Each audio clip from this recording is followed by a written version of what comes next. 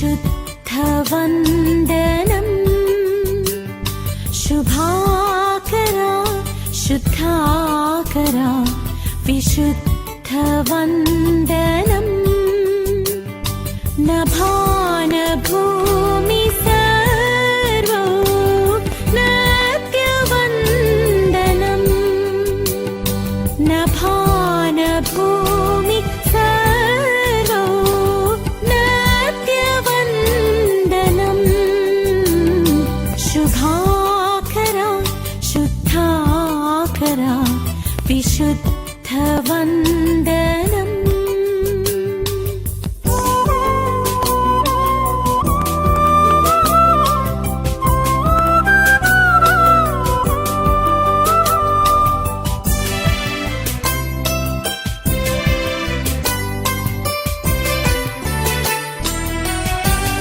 రెండవదిగా ఒంటరిగా పోరాడకూడదు, దేవునికి స్తోత్రం. మూడవదిగా అంతరంగిక శత్రువుని విడిచిపెట్టి పోరాడకూడదు. శత్రువు ఎక్కడో కాదు, ఎక్కడున్నాడా? మనలోనే ఉన్నాడు, దేవునికి స్తోత్రం. యేసుప్రభువు వారు అంటారు, మనలోనే మీలోనే ఒక నన్ను అప్పగించుచున్నాడు అన్నట్లుగా మనలోనే ఒక శత్రువు ఉన్నాడు, దేవునికి స్తోత్రం. ఉదాహరణకు మనలో ఏం శత్రువు ఉన్నాడు? మనలో ఉన్నాడు అసలు? ఏమన్నా మీలో ఉన్నాడని చూసుకోండి సార్. ఉన్నాడా? ఏం కనపడతలేదు. లోపల ఉన్నాడా? ఎవరో అంటారు లోపడండి రెండో వాడు ఉన్నాడండి అంట. రెండో వాడు ఉన్నాడు లోపల. తన దాకా వస్తేనే కానీ లోపల ఉన్నవాడు బయటికి రాడట. ఏదైనా సమస్య వచ్చినప్పుడే బయటకు వస్తాయి. ఇప్పుడు మీరు బాగా జాగ్రత్తగా చక్కగా కూర్చున్నారు కదా, మీరు అంతా చాలా మంచోళ్ళు అని అనుకోవచ్చు, దేవునికి స్తోత్రం. ఎప్పుడు బయటకు వస్తారు? మీ కాలు ఎవరైనా కానీ ఆయన దొరికేశాడు అనుకుందాం, అప్పుడు ఏమంటారు? ఆయన ఏమనుకోను, ఆయన కొత్త ఆయన కాబట్టి ఏమనరు, దేవునికి స్తోత్రం. ఇటు అటు తిరిగే పిల్ల దొరికేసింది అనుకుందాం, ఏమంటారు? వెంటనే వచ్చేస్తాడు. రెండో వాడు పక్కనే ఉంటాడు, లోపడే రెడీగా ఉంటాడనమాట. కళ్ళు కనపడతలేదా? ఇంకా చాలా మంది మంచోళ్ళు ఉంటారు. ఆవులాగా ఉన్నావు, గేదెలాగా ఉన్నావు, గాడిదలాగా ఉన్నావు అని మంచి మాటలు మాట్లాడే చాలా మంది ఉంటారు కదా, దేవునికి స్తోత్రం. ఇలాగన మనలోని అంతరంగిక శత్రువుని విడిచిపెట్టి మన తప్పుని మనం తెలుసుకోకుండా, మన తప్పుని మనం దాచేసుకుని కప్పేసుకుని ఏదో నేను పోరాడుతున్నాను అంటే ఆ పోరాటం కుదరదు, దేవునికి స్తోత్రం.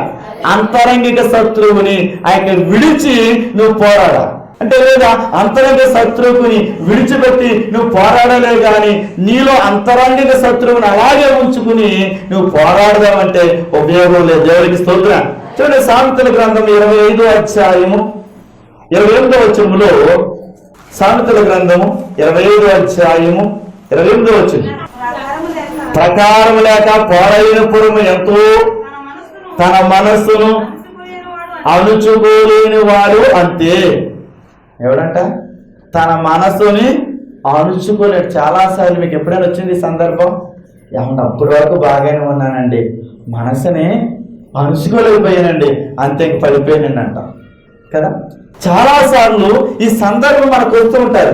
ప్రకారం లేని లేదా ప్రకారం లేక పాడైన పురమంతో మనసుని అణుచుకోలేకపోతే వాడు కూడా అంతేనంటే పాడైన వాడితో సమానం. ఎందుకు పాడవుతుంది? ప్రకారము లేక పురము.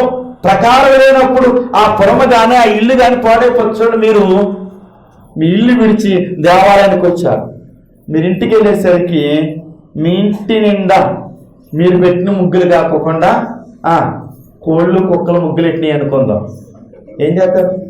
ఈ ఇంటికి ఏమి లేదు, ప్రహారీ లేదు, ఇంటికి కాపుదా లేదు. ఎంత బాగా మరి తెల్లవారులు ముగ్గెట్టాను, పొద్దుడు పాత్రకి వెళ్ళాలని ఆ ముగ్గంతలోని కూడా ఏం పెట్టింది? కోడి పెట్టిందంట ముగ్గు. ఆ కోడి పెట్టిన ముగ్గు వల్ల తిట్లు ఎవరికి వస్తాయి? మీ ఇంటి ఆయనకి వస్తాయి. ప్రహారీ ఆయనే కదా కట్టలేదు. మరి ప్రహారీ కట్టుంటే కోళ్ళు అప్పుడు వస్తుందా? రాదు. కాబట్టి ప్రకారం లేక పాడైంది. అదే చూడు, తోటకి చుట్టూ కాపుదలగలేదు అనుకోండి, ఆ తోటలోకి అందరూ వెళ్ళిపోతారు. అది ఏదైనా పండ్ల తోట అయితే అందరూ వెళ్ళి కాయలు కోసేసుకుంటారు, పాడు చేస్తూ ఉంటారు. ఒక ఇల్లు ఖాళీగా ఉందనుకుందాం, ఆ ఇంటికి ప్రహారీ లేకపోతే ఆ ఇంటి దగ్గర పిల్లలందరూ ఆడేసి ఆ యొక్క ఇంటిని పాడు చేస్తుంటారు. అంటే పాడే ప్రకారం లేకపోతే ఇల్లైనా తోటైనా వాకలైనా ఏమైపోతుందంటే పాడైపోతుంది. అలాగని నీ మనసుకు కూడా ప్రకారం లేకపోతే నీ శరీరము నీ జీవితము కూడా పాడైపోతుంది. ప్రకారం లేక పాడైపోయిన పొలం ఎంతో మనస్సును అణుచుకోలేని, మనసును ఆపుకోలేని ఆ మనిషి కూడా అలాగనే పాడైపోతాడు. దేవునికి స్తోత్రం. దేవునికి గ్రంథములో అలాగే పాడైనవా దావీదు ఇదిగో ఒక మనిషి ఒక స్త్రీని చూసి ఎప్పుడైతే అణుచుకోలేకపోయాడో తన యొక్క కుటుంబము పాడైంది. దేవునికి స్తోత్రం. అలాగని దేవుని యొక్క గ్రంథంలో ముగ్గురిని ఉదాహరణగా చూపిస్తాను. 1 గెహాజీ, 2 ఆకాను, 3 యోధ. గెహాజీ ఎలాగ పాడయ్యాడు? గెహాజీ అంటే ఎవరో తెలుసా? ఎలీషా శిష్యుడు. చూడండి ఏమైపోయి గొప్ప దైవజనుడు యొక్క శిష్యుడు చివరికి ఏమయ్యాడు? కుష్ఠరోగంతో పాడైపోయాడు. కారణం తన మనస్సుని అణుచుకోలేకపోయాడు. ఏం చేశాడంటే ఏం చెప్తారు? ఏమోనండి మీరు ఎప్పుడో చెప్పారు, మాకేం జ్ఞాపకం ఉంటుందండి అంటారా? ఆ యొక్క ఎలీషా దగ్గరికి కుష్ఠు వ్యాధితో బాధపడుతున్న ఎవరు వచ్చారు? నయమాను వచ్చాడు. దేవునికి స్తోత్రం. అతడు సిరియా దేశానికి గొప్ప సైన్యాధిపతి వచ్చి ఇదిగో నేను సిరియా దేశాన్ని నుంచి వచ్చానని కౌరు పంపించాడు.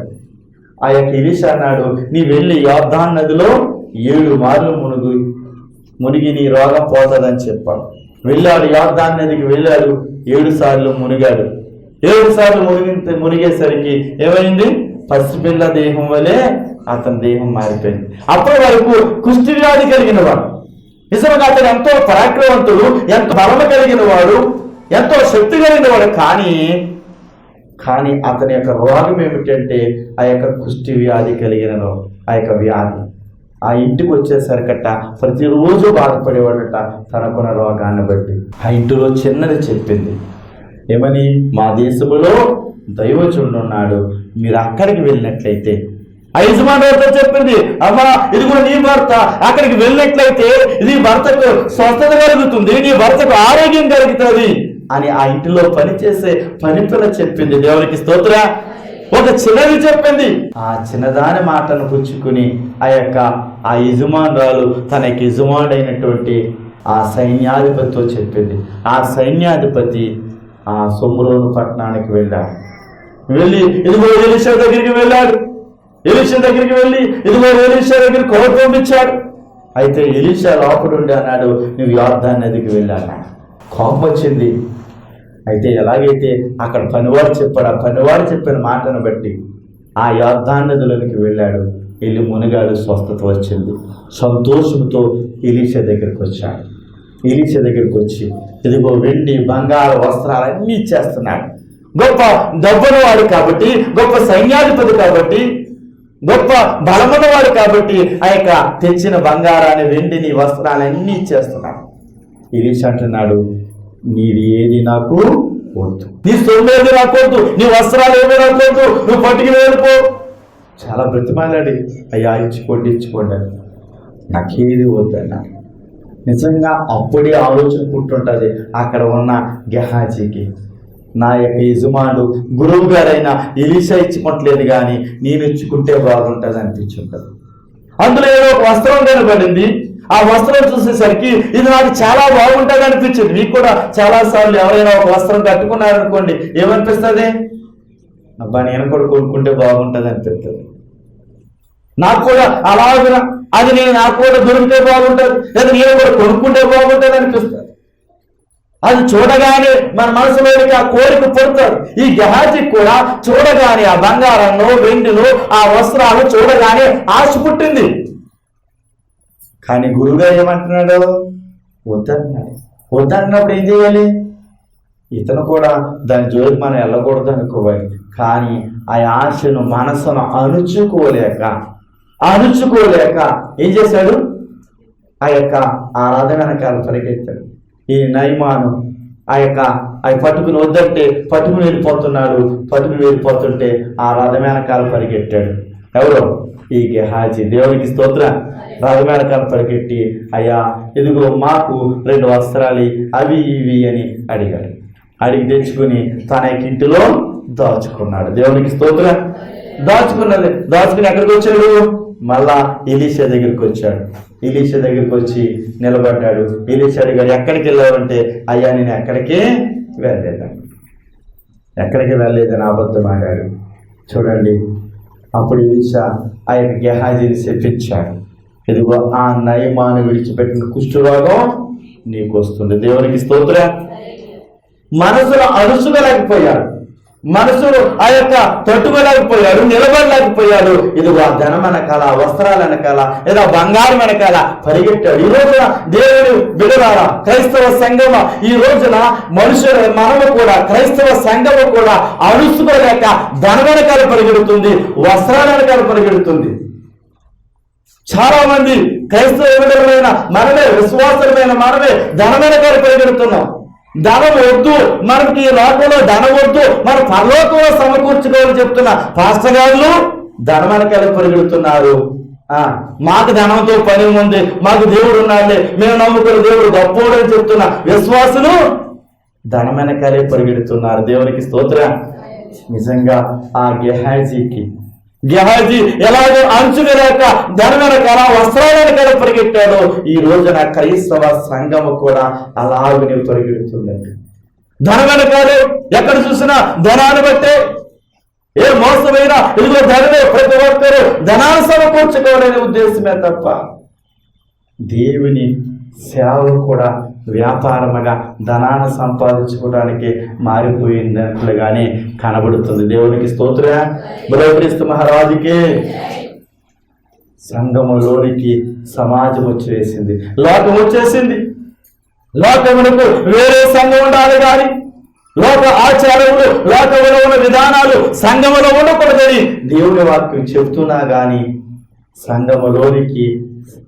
సంఘములోనికి సమాజం వచ్చేసి, లోకం వచ్చేసి ఈ సంఘమును లేదా ఈ పరిచర్యలను ఆ యొక్క వ్యాపారముగా మార్చివేస్తుంది. దేవునికి స్తోత్ర. దేవునికి మహిమ కలుగును గాక. ధనం వెనకాల పరిగెట్టేవారుగా మనం ఉండకూడదండి. ఈ లోకములో వస్త్రాల వెనకాల పరిగెట్టేవారుగా ఉండకూడదు. ఈ లోకములో ఏమున్నా ఏమి లేకపోయినా, చూడండి, లాజరు ఒకవేళ తిండి లేకపోయినా, అది వస్త్రాలు లేకపోయినా, ఏమి లేకపోయినా లాజరు చనిపోయాడు. ఎక్కడికి వెళ్ళాడు? అబ్రహాము రొమ్మున ఆనుకుని ఉన్నాడు. ఈ లోకంలో ధనవంతుడు అన్నీ ఉన్నాయి, భాగ్యాలు ఉన్నాయి, చక్కగా బంగారపు వస్త్రాలు ఉన్నాయి, చక్కటి ఇల్లు ఉన్నాయి, అన్నీ ఉన్నాయి. అతను చనిపోయాడు. అతనేమో అగ్నిగుండములో కాల్చబడుతున్నాడు. దేవునికి స్తోత్ర. మాడిపోతున్నాడు, బాధపడుతున్నాడు. ఈ లోకంలో ఏమీ లేదు. దరిద్రుడిగా బ్రతికిన లాజరేమో ఆ యొక్క అబ్రహాము రొమ్మున ఆనుకుని ఉన్నాడు. దేవునికి స్తోత్ర. ఈ మాటలు తెలిసిన మనం, ఈ వాక్యం తెలుసు, ఈ వాక్యం అందరికీ తెలుసు. ఈ వాక్యం తెలియని వారంటే ఎవరు ఉండరు, అందరూ ఎరిగిన వారైనప్పటికీ ఆ వాక్యాన్ని విడిచిపెట్టేస్తాం. అలాగనే ఆ యొక్క ధనము సమకూర్చుకోవద్దు. ఈ లోకములో ఇదిగో చిమ్మట కొట్టేస్తుంది. ఈ లోకములో దొంగలు పట్టుకెళ్ళిపోతారు. ఈ లోకంలో ధనం వలన, ధనాపేక్ష సమస్త కీడులకు మూలమని తెలుసు. అన్నీ తెలిసినా కానీ ఆ ధనం వెనకాలే ఈ రోజున సేవకులేంటి, విశ్వాసులేంటి ధనం వెనకాలే తిరుగుతున్నారు. దేవునికి స్తోత్ర. దేవునికి మహిమ కలుగును గాక.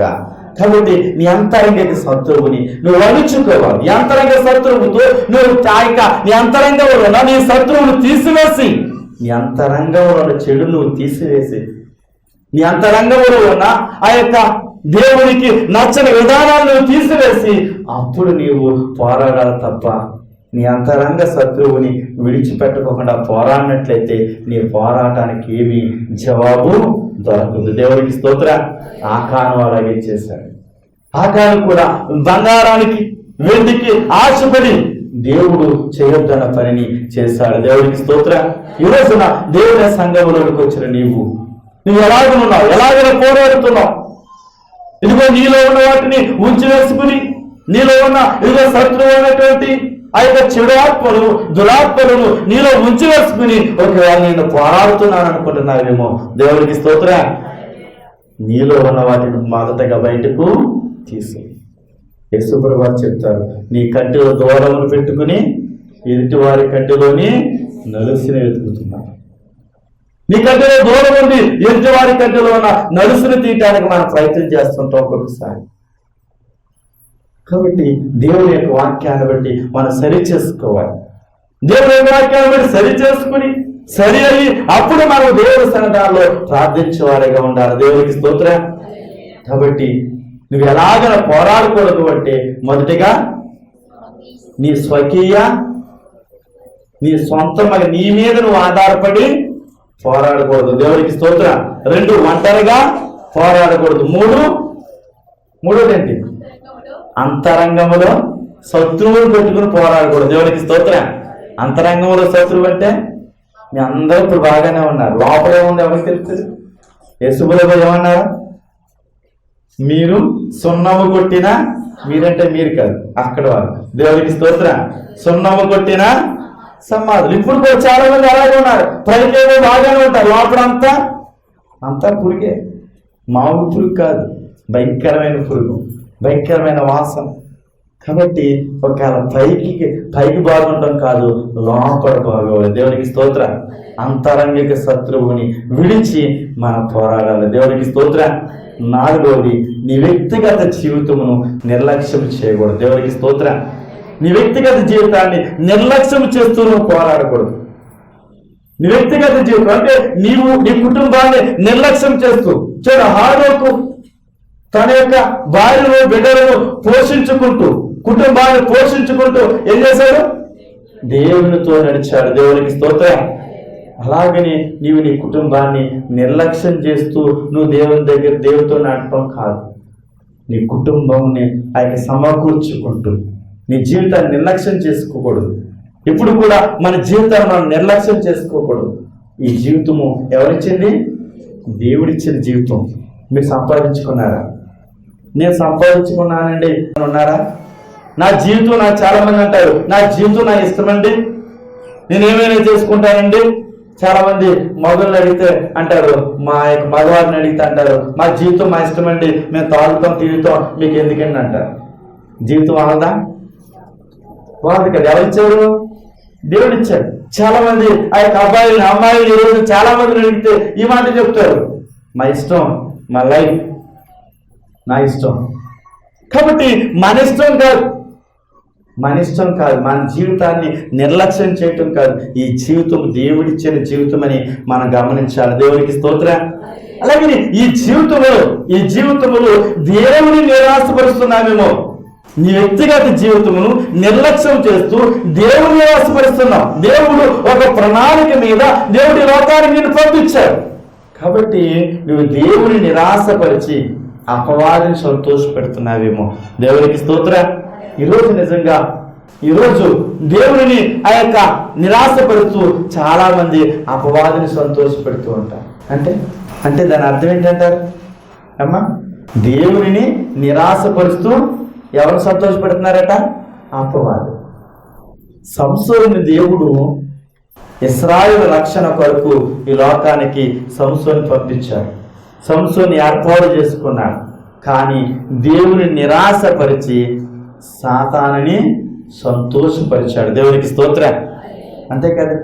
దేవుని మాట వినుకోకుండా దేవుని యొక్క చిత్తమును మరిచి తన జీవితంలో తన ఇష్టానుసారంగా జీవించాడు. ఈరోజు చాలా మంది వారి జీవితాన్ని వారు నిర్లక్ష్యం చేసుకుంటూ నేను ప్రభువులో ఉన్నాను, ఇదిగో నేను ఈ పోరాటంలో ఉన్నాను అని మీరు అనుకుంటున్నారు. మీరు మీ జీవితాన్ని నిర్లక్ష్యం చేసుకుంటూ మీరు పోరాడకూడదు. దేవునికి స్తోత్రం. దేవునికి మహిమ కలుగును గాక. కాబట్టి దేవుని యొక్క వాక్యమును గమనించండి. మీరు దేవునికి లోబడి పోరాడండి, అపవాదిని ఎదిరించండి. దేవునికి స్తోత్రం. దేవునికి లోబడి వాక్యం చెప్తుంది, నువ్వు దేవునికి లోబడు. దేవునికి లోబడితే అప్పుడు నీ జీవితం కూడా సరి అవుతుంది. నువ్వు దేవునికి లోబడకుండా నీ ఇష్టానుసారంగా జీవిస్తూ నా జీవితం నా ఇష్టం అని అనుకుంటూ ఉన్నట్లయితే కుదరదు. నువ్వు దేవునికి లోబడి నువ్వు జీవించు.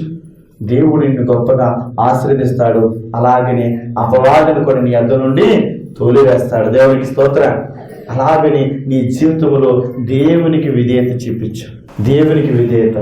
2017లో నువ్వు మరొక మాట నేర్చుకోవాల్సింది ఏంటంటే దేవునికి విధేయత చూపించాలని, లోకానికి కాదు. లోకములను బంధువులకు, స్నేహితులకు, రక్త సంబంధులకు, డబ్బున్న వారికో, అధికారం ఉన్న వారికో చూపించడం కాదు, నీవు దేవునికి విధేయత చూపించాలి. ఈ రోజున చూడ మన సంఘము లేదా అనేక మంది ఈ రోజున లోకానికి విధేయత చూపించి అక్కడే ఆగిపోయారు. దేవునికి స్తోత్రం. నిజంగా దేవునికి విధేయత చూపించాము కాబట్టి, దేవునికి లోబడ్డాము కాబట్టి లోకమంతా మంచి అడావుడిగా ఉన్నా మీరు కాముగా కూర్చుని ఉన్నారు. దేవునికి స్తోత్రం. అవునా కాదు? లోకమంతా బయట చూస్తుంటే చాలా అడావుడిగా కనపడుతుంది. చాలా మంది ఆయా అడావుల్లో కలిసిపోయారు. దేవునికి లోబడుకోకుండా లోక అడావుడికి లోబడిపోయారు. చాలా మంది లోక అడావుడికి విధేయత చూపించేశారు. అల్లుడు వచ్చాడనో, కూతురు వచ్చిందనో, కాళ్ళు వచ్చిందనో ఏమా చాలా మంది ఆ యొక్క వారికి రేపు ఆదివారం అమ్మ నేను రాలేదంటే ఏమంటారు? ఏమండి మా అల్లుడు వచ్చాడండి, అమెరికా నుంచి వచ్చాడండి అంటారు. దేవునికి స్తోత్రం. అంటే ఎవరికి లోబడిపోయారు? ఇప్పుడు దేవునికా అల్లుడికా? రాబోయే కాలంలో మీకు కూడా సమస్యలు రావచ్చు. దేవునికి స్తోత్రం. ఒకవేళ ఇప్పుడు అనుకోవచ్చు మాకు అల్లుళ్ళు లేడు కదా అందుకే వచ్చారు. చాలా మంది చూస్తే అల్లుళ్ళు లేని వాళ్ళు వచ్చారు ఎక్కువ మంది. దేవునికి స్తోత్రం. అల్లుళ్ళు ఉన్న వాళ్ళు అందరూ ఇంటికాడే ఉన్నారు కదా. ఇంకా 2-3 సంవత్సరాలకి 5-6 సంవత్సరాలకి అల్లుళ్ళు వచ్చినప్పుడు మీరు ఈ వాక్యాన్ని మాటలు జ్ఞాపకం చేసుకోండి. కాబట్టి అల్లుడు వచ్చినా లేకపోతే ఇంకొకరు వచ్చినా ఈ రోజు కార్యక్రమం ఈ రోజు మనం దేవుని సన్నిధానంలో ఏకీభవించాలి. ఈ రోజున దేవుని సన్నిధానంలో ఉండాలి. ఒక కూడిక మనం ఏర్పాటు చేసుకునే కూడిక 10 సంవత్సరాలుగా జరుగుతున్న ఈ కూడిక. దేవునికి స్తోత్రం. ఈ రోజు నిన్న కాక మొన్న అల్లుడు వచ్చాడని మీరు మానేస్తే, మీరు పొద్దుకు వస్తాడని ఇవాళ మానేస్తే, కాబట్టి ఎవరికి లోబడినట్టు? దేవునికా అల్లుడికా? దేవునికా కూతురికా? లేదా దేవునికా కోళ్ళకా? గమనించాడు ఒకసారి. ఇప్పుడు గమనించండి. కాబట్టి నీ వ్యక్తిగత జీవితాన్ని నువ్వు నిర్లక్ష్యం చేయకు. దేవునికి లోబడి దేవునికి విధేయత చూపించు. దేవునికి స్తోత్రం. దేవుని మాట విను. దేవుని మాటే, మనుషుల మాట కాదు. చూడు కీర్తన గ్రంథములు 81వ కీర్తన 13-14 శరణాలు చూస్తే చక్కగా కీర్తనకారుడు చెప్తున్నాడు. 81వ కీర్తన, అయ్యో నా ప్రజలు నా మాట విని ఎడలా, ఇశ్రాయేలు నా మార్గమును అనుసరించిన ఎడలా ఎంత మేలు. అప్పుడు నేను వేగిరమే వారి శత్రువులను అనగద్రొక్కెదను, వారి విరోధులను కొట్టుదును. దేవుడికి స్తోత్రమా.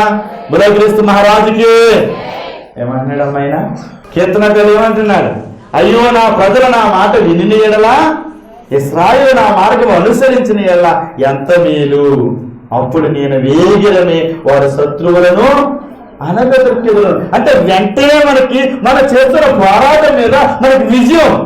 మన శత్రువుని దేవుడు అనగదొక్కేస్తాడట. ఎప్పుడు? నువ్వు ఆయన మాట, నీ వ్యక్తిగత జీవితం నిర్లక్ష్యం చేయకుండా ఆయన మాట నువ్వు జాగ్రత్తగా విన్నట్లయితే, ఆయన మాటకు నువ్వు లోబడినట్లయితే, ఆయన మాటకు నువ్వు విధేయత చూపించినట్లయితే వెంటనే వేగరమే అంటే త్వరగా ఆయన నీ శత్రువులను అనగదొక్కాడు. నీ శత్రువులను ఆయన త్రొక్కి వేస్తాడు. నీ శత్రువులను తీసివేస్తాడు. నీ శత్రువులను ఇదిగో నీకు విరోధమైనది ఏది కూడా వర్ధిల్లకుండా ఆయన చేస్తాడు. దేవునికి స్తోత్రం. అయితే నువ్వు చేయవలసిన పని ఏంటంటే 3 మాటలు. 1 లోబడి, 2 విధేయత, 3 ఆయన మాట వినటం. నీకెన్ని కష్టాలు ఎన్ని ఇబ్బందులు వచ్చినా ఏం చేయాలమ్మా? ఆయన మాట వినాలంతే. ఏమంటే నాకు ఈ కష్టం వచ్చిందండి, ఆయన మాట తగ్గిపోవడం కుదరదు. చాలా మంది అంటారు ఏమంటే ఆయనకే తెలుసు కదండి అంటారు. ఆయనకి తెలుసు నువ్వు మాట వింటున్నావో వింటలేదు. నువ్వు మాట వినకోకుండా ఆయన తెలిసినా తప్పించేసుకున్నావని ఆయన తెలుదా? ఆయన తెంగరుడా? చాలాసార్లు మన దేవుని కూడా తెంగరోడు చేద్దామని చూస్తాం. దేవునికి స్తోత్రం. అందుకనే ఆ యొక్క ఒక మాట ఉంటుంది, మోసపోకుడి దేవుడు వెక్కిరింపబడు. దేవునికి స్తోత్రం. దేవుని మనం ఎవరము కూడా మోసము చేయలేము. కానీ కొన్ని మన పనులు, కొన్ని మన మాటలు ఎలా ఉంటాయంటే దేవుని కూడా మోసం చేసేటట్లుగా, దేవుని కూడా మభ్యం పెట్టేటట్లుగా కొన్ని పనులు ఉంటాయి. దేవునికి స్తోత్రం. కాబట్టి దేవుని యొక్క వాక్యాన్ని బట్టి మనం చూస్తే నువ్వు దేవునికి లోబడు. అలాగని నీ వ్యక్తిగత జీవితంలో నువ్వు దేవునికి లోబడాలి. నీ వ్యక్తిగత జీవితంలో నువ్వు దేవునికి విధేయత చూపించాలి. నీ వ్యక్తిగత జీవితంలో దేవుని మాట వినాలి. అలాగే మాట విన్నవారందరూ కూడా గొప్పగా ఆశీర్వదించబడ్డారు. వినని వారు మరి ఏమయ్యారో మనకు తెలుసు. వినని వారు ఏ స్థితిలోకి వచ్చారో మనకు తెలుసు. కాబట్టి ఈరోజు ఎలాగైనా పోరాడాలో వింటున్న నీవు, ఎలాగైనా పోరాడకూడదు ఆ యొక్క వింటున్న నీవు, నీ వ్యక్తిగత జీవితం నిర్లక్ష్యం చేస్తూ నువ్వు పోరాడకూడదు. దేవునికి స్తోత్రం. దేవుని యొక్క వాక్యం మీద ఆధారపడే నీ పోరాటం ఉండాలి. అటువంటి పోరాటమును మనందరము కూడా పోరాడాలని 2017 అంతలో అలాగే పోరాడి సాతాను శక్తులను, దురాత్మ శక్తులను పారద్రోలి ఈ గ్రామమును లేదా ఈ ప్రాంతమును దేవుని రాజ్యముగా మనం చేసేవారుగా అట్టి విధముగా మనం నిలబడాలని, అట్టి విధముగా మనం ఉండాలని ఈ కొద్ది మాటలు దేవుడు దీవించును గాక. ఆమేన్.